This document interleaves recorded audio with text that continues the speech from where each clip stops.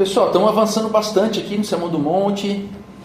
Vamos acabar daí, para quem está feliz que vai acabar. E para quem está triste que vai acabar, né? Então tem vários sentimentos. Acredito que tenha sido uma experiência muito boa. Não sei se vocês já tiveram, participaram de comunidades onde pegasse partes das escrituras e destrinchasse ela e a gente saísse aqui não só com doutrina, mas com a prática do Evangelho. E hoje não é diferente. A gente vai falar sobre o jejum. E o jejum tem várias questões que a gente tem que tratar. E às vezes a gente pode ter uma certa perspectiva diferente do que é o jejum. Não é isso? Então eu queria perguntar para vocês. Quem quiser falar também, né? Estamos em poucos, então é legal ter a oportunidade. O que vocês acham que o jejum concede? Que o jejum dá ao crente? Pode ser um por vez, sempre para não dar aquela causa, assim, todo mundo falando ao mesmo tempo. Alguém quer falar? Alguém quer? Fome. Dá fome. Não, tá certo, é verdade. Não, agora a culpa é minha. Eu disse como uma prática espiritual, né? Não disse como uma prática saudável, de esporte, etc. Mas como uma prática espiritual. Como? Acho que de início a gente começa a ficar um pouco ocupado, mas em seguida a gente começa a ficar um pouco mais atento. Assim, atento. Então o que ela dá assim, como questão da espiritualidade nossa, o que esse jejum pode fornecer? O que é essa prática? Muitas vezes, se eu fizer um jejum, o que isso aí vai me causar espiritualmente, me levar a espiritualmente? Senão eu vou dar uma... Abdicar das nossas vontades. Abdicar das vontades. Então você faz um jejum para abdicar das vontades? Estou falando qual a finalidade do jejum para vocês, quanto à parte espiritual. Disciplina. Finalidade é disciplina. É isso. Proximidade de Deus. O que mais, Rodrigo? Você quer falar? Eu vejo o que você quer falar. Quando você vai trabalhar alguma batalha espiritual, por exemplo, expulsar demônios. Expulsar demônios. Aí é só no jejum e na oração. Jejum e oração. É uma ferramenta espiritual. Certo. Então pode ser disciplina, pode ser se aproximar de Deus. Uma questão muito específica. Isso que você quer me dizer, além dos demônios, algo específico. Uma armadura. Uma armadura. O que mais? O que mais? Alguém mais quer manifestar? Manifestar. Boa. Legal. Alguém quer manifestar? Boa. Foi legal. Essa aí foi legal. Bem, o capítulo 6 de Mateus, ele é legal porque nós vamos ver hoje a terceira prática espiritual. Então, práticas espirituais. A primeira foi a ajuda aos necessitados. A segunda foi a oração. E agora o jejum. E eu gosto sempre de trazer aqui, antes da gente ler o texto, de conectar isso aos nossos tempos. Então a gente tem observado, quanto mais agora, próximo aí, depois do século, depois de 2000 para cá, a questão dos meios. Nós ficamos viciados nos meios, nos processos, muito mais do que a finalidade deles. Vou dar um exemplo para vocês. Viagem. Às vezes você vai viajar e qual que é o desejo de quem viaja? Descansar, aproveitar, conhecer aquele lugar. Será que isso é o foco hoje do pessoal que procura viajar? Não. O foco de quem procura viajar é bater uma meta.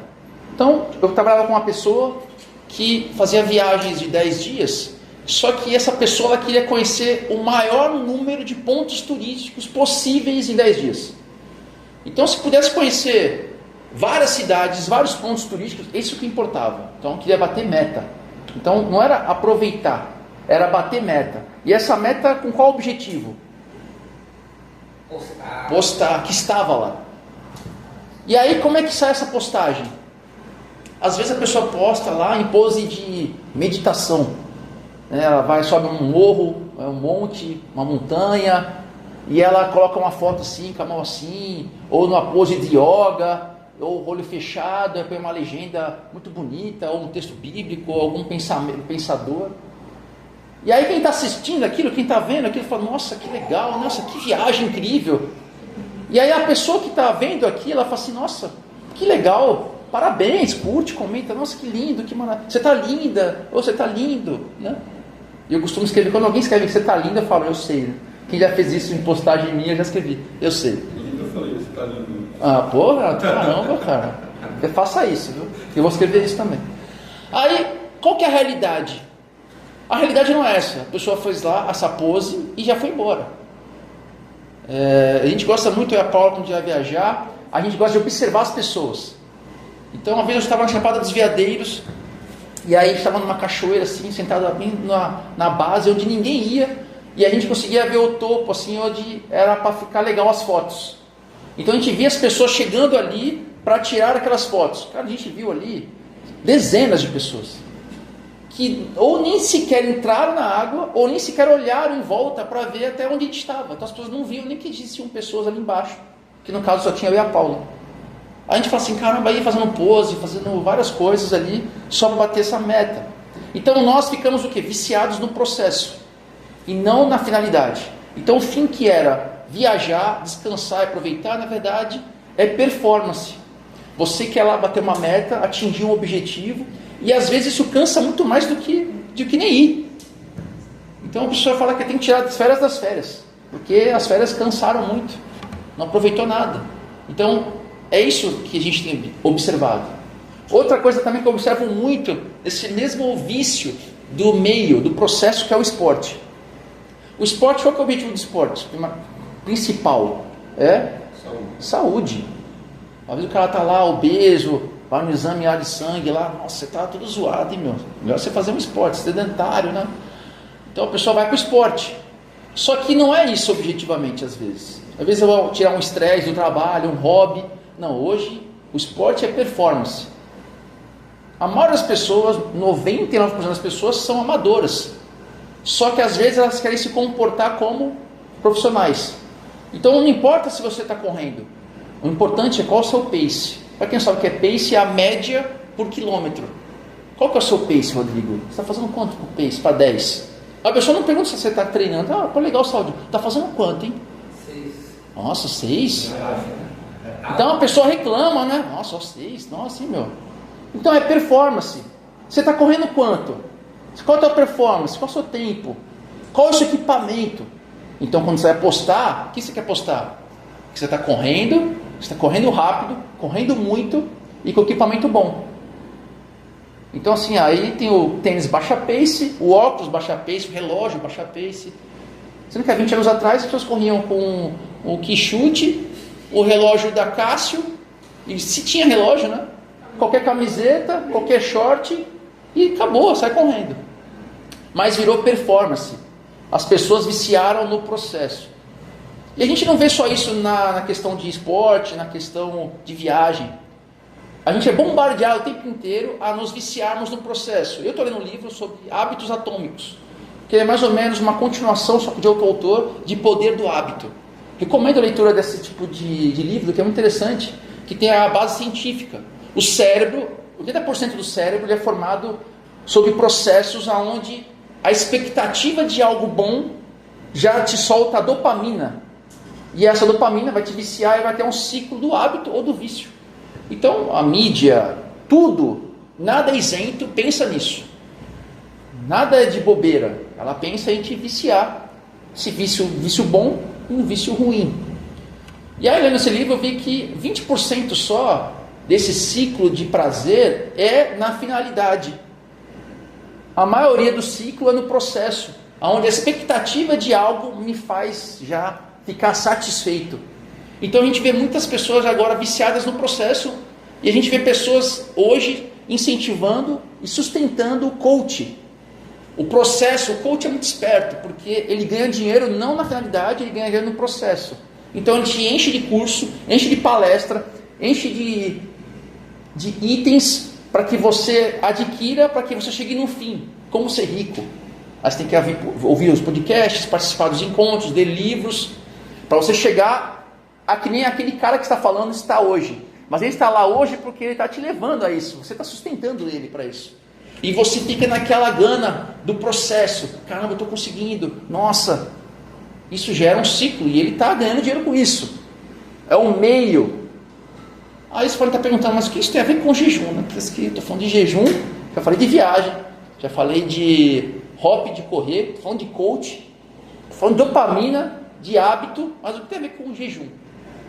Eu vou conectar isso com o jejum agora, porque é o seguinte, Você pode estar mais se importando com os meios espirituais do que o fim. Como eu falei agora no início, Mateus 6 está focando em 3 aspectos de meios espirituais, que são a ajuda aos necessitados, a oração e agora o jejum. E às vezes você pode estar mais preocupado com o meio do que com o fim. E Jesus aponta no texto sobre isso. Quando nós estamos já preocupados muito mais com o jejum do que o jejum em si, você não ganhou nada com isso. A gente já vê isso hoje. Então, hoje é a terceira prática de devoção. E Jesus quer ensinar aqui, mais uma vez, não só aos líderes religiosos, mas também a toda aquela multidão, que a prática em si, desfocada do fim a qual ela existe, não serve para nada. E no caso do jejum vai servir só o quê? Talvez por uma dieta, vai servir como fome, mas não vai atingir o objetivo que é adorar a Deus, que a gente vai analisar esse adorar a Deus, glorificar a Deus.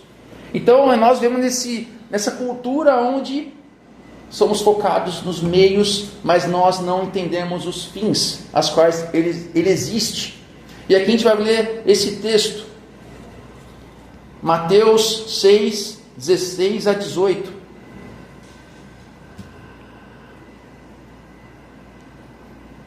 Quando jejuarem, não mostrem uma aparência triste, como os hipócritas, pois eles mudam a aparência do rosto, a fim de que os outros vejam que eles estão jejuando. Em verdade lhes digo que eles já receberam a sua plena recompensa. No entanto, quando você jejuar, unja a cabeça e lave o rosto, para que não pareça aos outros que você está jejuando, mas apenas a seu pai que vem em secreto, e seu pai que vem em secreto o recompensará. Aqui Jesus, a gente vai analisar esse aspecto do jejum, que aqui os líderes religiosos estão mais preocupados com a prática que mostre para as outras pessoas que eles têm piedade e têm disciplina. Será que às vezes nós também não tratamos as coisas de Deus dessa forma? Estamos mais preocupados que as pessoas vejam as nossas características de crente, os nossos hábitos de crente, como autodisciplina, nossa, como uma pessoa disciplinada, como esse cara, como essa moça é crente, nossa, como ela vive o evangelho. Então essa primeira parte a gente vai entender a seguinte questão: a performance do eu. Jesus sempre faz o contraponto de dois tipos de pessoas. O primeiro é os líderes religiosos e o segundo são os pagãos secularizados. Porque aqui ele trata 2 questões importantes. Tudo aquilo que for legalista, ele vai tirar do aspecto da religião verdadeira. Da mesma forma, ele vai apontar o outro lado. Tudo aquilo que é adotado pelos pagãos secularizados, que às vezes as práticas vai se misturando e viram um hábito. E a gente já vê que o jejum também é um hábito que foi mudando com o tempo, e hoje existe no meio cristão evangélico, que a prática do jejum é uma prática de poder. Você quer poder, você jejua.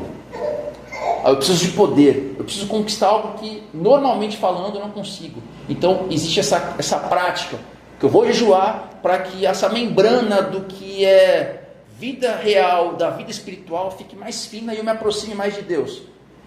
A gente toma cuidado com isso. Achar que jejum é poder. Jejum não é poder. Então, a gente vai avançar nisso. Jesus aqui, ele fala, o primeiro ponto é: cuidado com essa aparência de crente triste. Vocês já conheceram pessoas que jejuam e falam assim: caramba, eu nem preciso falar, mas tá com uma cara estranha, né? Aquela cara assim, tá emburrado. E a pessoa fala: estou entrando no jejum, né? Estou assim na água, estou nem bebendo água. Aí você fala: caramba, essa pessoa é muito crente, meu, não bebo nem água. Vocês já viram que muitas pessoas que jejuam, alguns líderes gostam de explanar que jejuam, e as pessoas que estão ouvindo têm até medo de chegar perto, porque é tanto poder emanando daquela pessoa, que então as pessoas já vão com uma expectativa de receber o poder dessa pessoa. E esse cara que está fazendo isso, essa moça que está fazendo isso, ela sabe disso. Porque cria essa expectativa de quem vai vir, que vai ter poder ali. Porque aquela pessoa, aquele líder, aquele pastor, bispo, sei lá o que, ele vai emanar poder porque ele está em jejum de sei quantos dias, meses, anos de jejum. E aí a pessoa já vai com aquela expectativa que vai acontecer algo com ela ali, naquele culto, que vai ser fantástico, e ela vai receber esse efeito do jejum desse líder incrível. Mas não é para isso. Os líderes religiosos gostam de transparecer não só no rosto, fisicamente, mas nas suas roupas.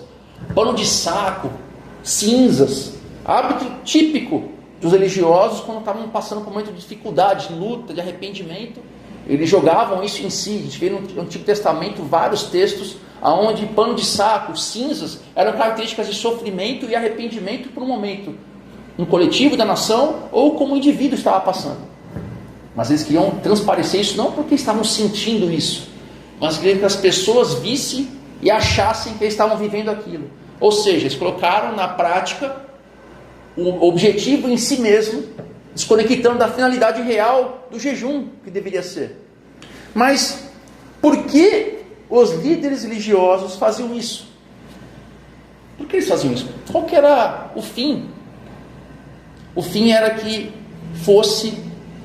as pessoas olhassem para eles e falassem: caramba, esse cara é santo, esse cara tem poder, nossa, queria eu ser como ele, queria eu ser como ele.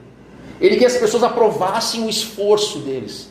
Falassem: olha que esforço, nossa que luta, várias semanas em jejum, nossa, nem água está bebendo. Então a aprovação era o fato que eles mais queriam. Só que quando você tem a aprovação das pessoas, que esse é o maior objetivo das pessoas, terem a aprovação dos outros, mas não terem a aprovação de Deus, o ato em si não teve sentido. E quando a gente já viu aqui no Sermão do Monte, a gente já viu aqui a questão das mãos. Quando uma mão faz algo, a outra sabe, o mérito daquilo já foi conquistado, e Deus não se alegra disso. Então o mérito aqui é: não se importe com as pessoas, se importe com que está Deus que está assistindo e está vendo esse esforço, e não as pessoas. Então eu preciso tratar isso de forma natural e normal. A gente vai avançar aqui nesse aspecto. Mas uma questão também muito interessante, além dessa questão do poder, né, que o jejum traz poder, a gente também tem aquela questão de achar que a religiosidade ela só existe na esfera individual, ela não se retrata na esfera coletiva. Então, se você jejua e você continua sendo intragável, continua sendo um chato, continua sendo soberba porque você vê os outros que não fazem, você faz jejum, você se acha mais crente que elas, cara, isso está totalmente errado.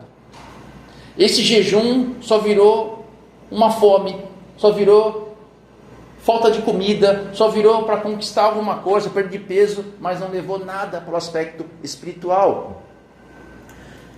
Pessoas que fazem jejum nesse sentido, elas estão alimentando o ego e não estão se aproximando de Deus, dessa fome do banquete, que é o título do nosso encontro de hoje. Jesus fala assim: vocês já receberam a sua plena recompensa. Se você se vê mais santo que os outros porque faz jejum, ou se você está mais preocupado com o que os outros estão vendo de você ao jejuar, você já atingiu o objetivo. O seu ato, esse meio espiritual de pouco ou de nada serviu.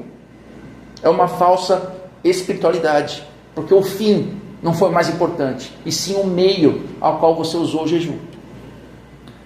Nós temos essa tentação, que nós estamos mais preocupados com a nossa reputação perante as pessoas, o quanto eu pareço ser crente, do que com o nosso caráter de crente perante Deus. Se nós abandonarmos essa reputação e nos preocuparmos mais com o nosso caráter, com certeza o evangelicalismo seria muito melhor hoje do que tem sido. Mas qual é a segunda parte? No entanto, quando você jejuar, unja a cabeça e lave o rosto. O que Jesus está falando aqui?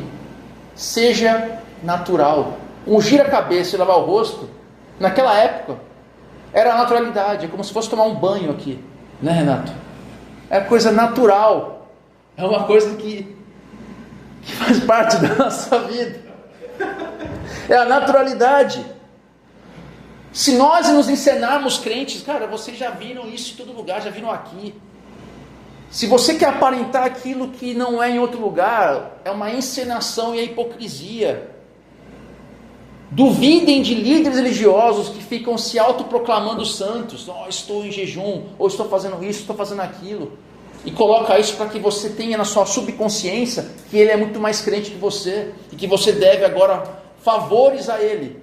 Nossa, eu estou em oração, e Deus falou comigo, Deus apareceu, Deus falou, Deus disse. E aí ele começa a falar tudo isso para que ele se sinta com autoridade para falar o que ele quiser. E aí de você questionar o homem ungido de Deus, porque ele está tocando o céu com o seu jejum. Ele está com muito poder. Então, Jesus fala assim, não, seja normal, ninguém precisa saber. Ninguém precisa saber o que você está fazendo. No aspecto primeiro aqui que a gente viu no capítulo 6 é a necessidade. Se você ajuda quem necessita, não precisa ninguém saber. Basta quem recebeu. E se possível, se ele não souber, legal. Oração, mais ainda. Se o teu foco é só orar, Jesus fala assim, ora em secreto. E a mesma forma aqui, jejua de forma natural, ninguém precisa saber. Só jejue. Ele fala assim, se jejuar. Ele não bota uma obrigação de jejuar, mas se for jejuar, que seja para ele. Não é uma obrigação, mas se for jejuar, ele fala se, quer dizer que você possa jejuar, em qualquer momento, faça isso para ele. Então, o que isso resume para nós? Essa autoexibição de santidade, de cristianismo falso e barato, não é o evangelho verdadeiro. É o falso evangelho. E aí que a gente tem que tirar agora, que eu fiz aquelas perguntas de início, que é esse utilitarismo falso que fazemos do jejum. Porque achamos que o jejum é um mecanismo mágico, é um abracadabra, é um ziriguidum, como teve algumas pessoas que vinham aqui na frente e gostavam muito de falar desse termo. O ziriguidum gospel, que é a magia do jejum. Então, algo que eu não consigo, Rodrigo, jejua aqui, meu, Deus abre essa porta, hein? Quer um emprego, Cláudio? Um emprego, jejua. Vai ter uma entrevista, jejua que, meu, você vai ver só, hein? Doença grave, jejua que, meu, Deus pode curar. Então, a gente manipula Deus com o jejum, achando que obras humanas manipulam a vontade de Deus para que Ele te atenda. Então, fala assim, Felipe, você não conseguiu isso porque você não está jejuando. Se tu jejuar, tu consegue. E se tu não conseguiu? Esse jejum foi fraco, você vacilou. A culpa sempre é do crente. O sistema é forte, cara. Mas o que é o jejum da Bíblia? Se você for lá em Joel 2, 12, 13, jejum é tratado da seguinte forma: arrependimento do povo ou arrependimento do indivíduo perante Deus para voltar a Ele. O foco sempre é Deus, o foco nunca é você. O jejum não é focado em você, o jejum é focado em Deus. Se você está jejuando para curar uma doença, o seu foco está errado, o seu jejum não tem valor. Porque o jejum é focado para adoração a Deus. Ou voltar-se a Deus, ou louvar a Deus. Os outros aspectos é secundários. Então, cuidado, esperando resposta de Deus para jejum.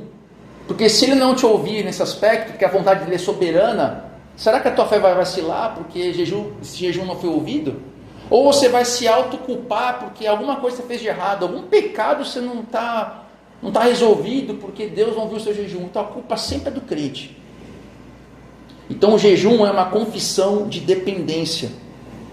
Se você trata o jejum para conquistar algo, você está tratando o jejum, o relacionamento com Deus, como mero consumismo, aonde eu forneço o valor que eu estou pagando, que é o meu jejum, para receber algo em troca. Então cuidado com essa troca com Deus, porque isso não existe, isso não é bíblico. E por que isso não é bíblico? A gente vai ver lá, aí eu gostaria de falar com vocês sobre isso. Tem um texto, até que o Rodrigo falou aqui, que é muito explicado, muito citado, que é o Mateus 17, 21 e Marcos 9, 29, que fala da casta de demônios, não se expulsa senão pela oração e pelo jejum. Mas abra a Bíblia de vocês aí e vê se ela está no texto. E se não tiver no texto, vai do lado, se for YouVersion, clica do lado direito, vai ter lá o que ele vai estar falando. Algumas traduções, o jejum não está presente. Meu Deus, tiraram a Bíblia. Estão mudando a Bíblia. Uma moça uma vez estava lendo no YouTube e falou que estavam mudando a Bíblia, né? Algumas versões vão colocar essa parte no rodapé. Outras versões vão colocar no texto, mas com observação. Se for na Bíblia escrita, vai estar com algum aspecto, algum asterisco. Ou se for na YouVersion, vai ter lá do lado um ícone, tipo um artigozinho. Você vai clicar, vai estar explicando. Por quê? Porque os textos, as cópias mais importantes, as cópias mais antigas, pelas quais a Bíblia é traduzida, não tem esse texto. Ele só aparece muito tempo depois. E qual que é a análise dos acadêmicos? Fala o seguinte, olha, os copistas, aqueles que copiavam os textos com o passar dos séculos, incluíram esse texto, porque existia uma prática habitual nos crentes ali do século II, século IV, desse misticismo, desse ascetismo que invadia a igreja. O que é ascetismo? Aquilo que o material é ruim, a matéria é ruim, o que é bom é o espiritual. Então eu mato a matéria para alcançar algo espiritual. Então se fazia muito jejum para conseguir coisas. E isso invadiu a igreja e a interpretação da tradição oral. Então algum copista incluiu essa questão do jejum no texto. Até o Felipe, eu conversei com o Felipe sobre esse texto há um tempo atrás, porque isso impregnou na mente evangélica que jejum é poder. Então é casta. Então para tirar demônio é poder, eu preciso de poder, então jejum é poder. Então tudo que envolve poder eu jejuo para ter. Olha como o crente adora poder. E pouco adora o fruto do Espírito, que ninguém vê. Então se você for ver os frutos do Espírito, bondade, amor, domínio próprio, parece que é meio sem graça, né? Meio sem sal, né? Bondade, não tem graça, né? O que é legal é poder, né? Você fazer acontecer as coisas no sobrenatural. É o que chama atenção. Então essa prática passou os séculos e chegou hoje.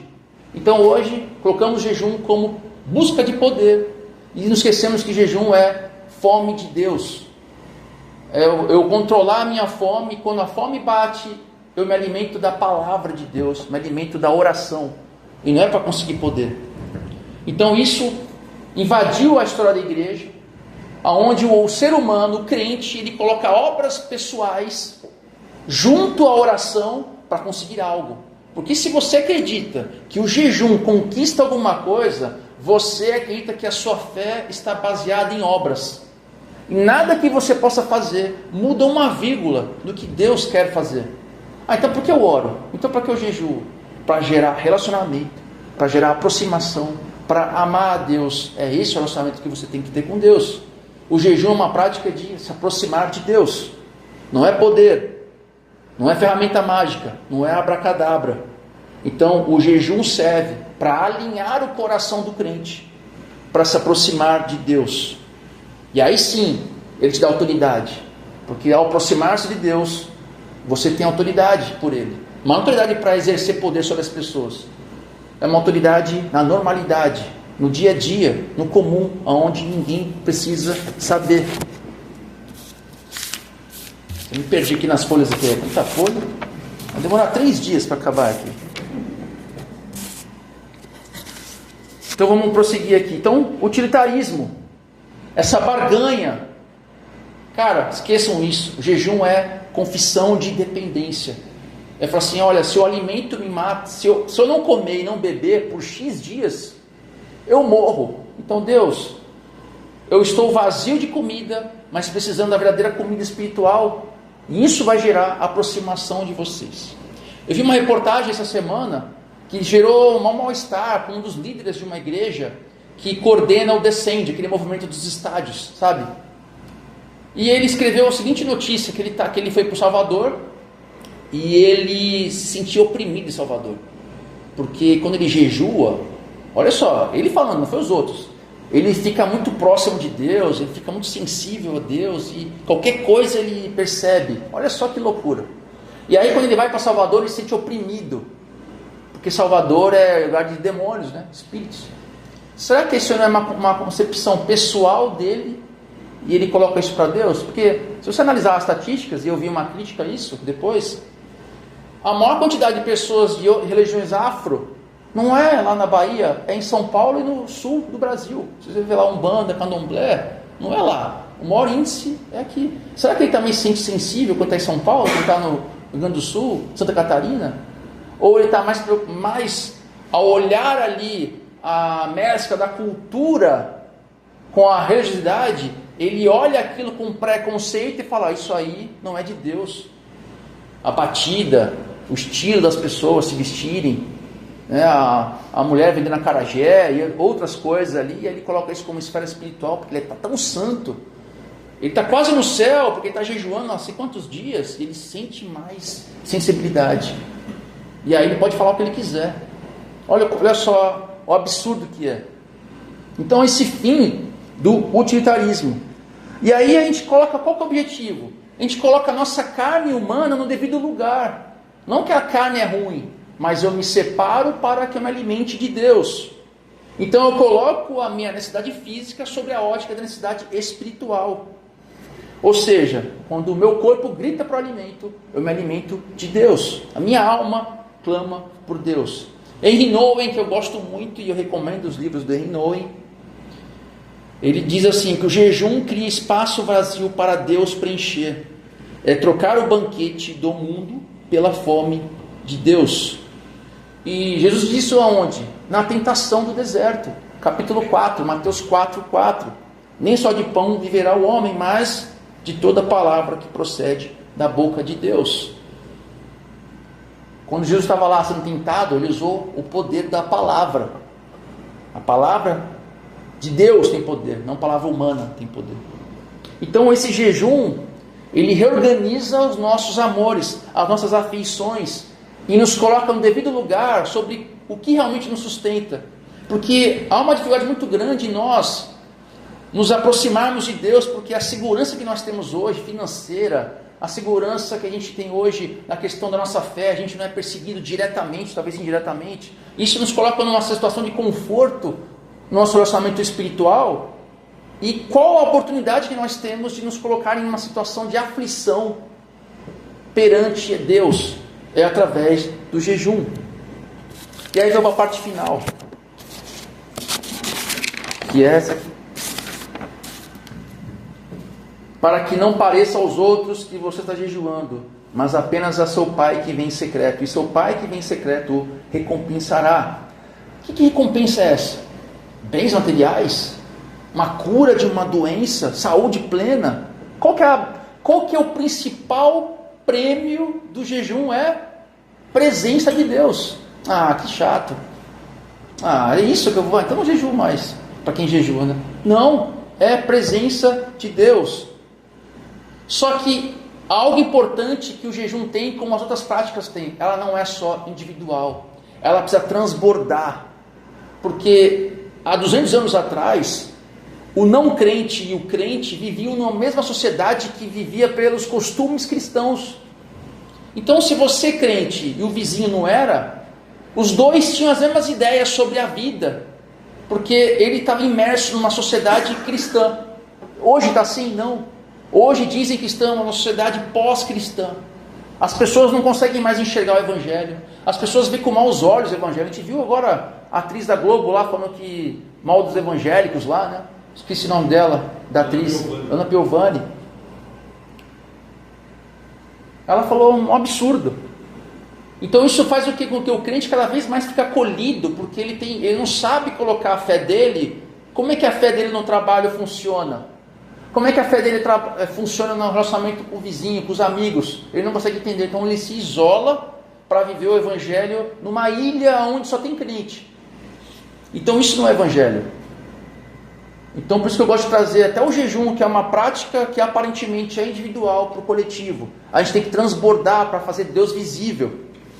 E ele se torna visível não é por barulho, por estilo, por uma contracultura cristã totalmente fundamentada numa subcultura, não é isso.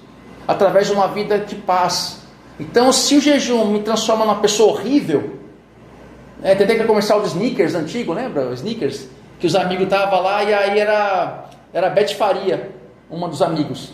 Aí os caras, poxa meu, tá mó azedo, hein meu? Aí dava um Snickers, aí quando mastigava o Snickers, saía a Beth Faria, era o rapaz. Ou seja, colocaram uma atriz para performar a péssima pessoa que ela é. Então, tipo assim, como você se transformasse num monstro. E aí falou, mas você tá com fome, cara? Toma um Snickers. Aí ele mordia, pô, é verdade, agora eu tô legal. Aí voltava a ser quem ele é. Pô, tava chato, hein, meu? Agora, se o jejum te faz ser a pessoa pior, cara, esse jejum só é para matar a fome. Mas o jejum que me faz ser mais paciente, esse jejum que faz com que o fruto do Espírito transcenda em mim para o próximo, as pessoas vão perceber esse jejum. Talvez não vão perceber que você não está comendo, vão perceber que você está se transformando.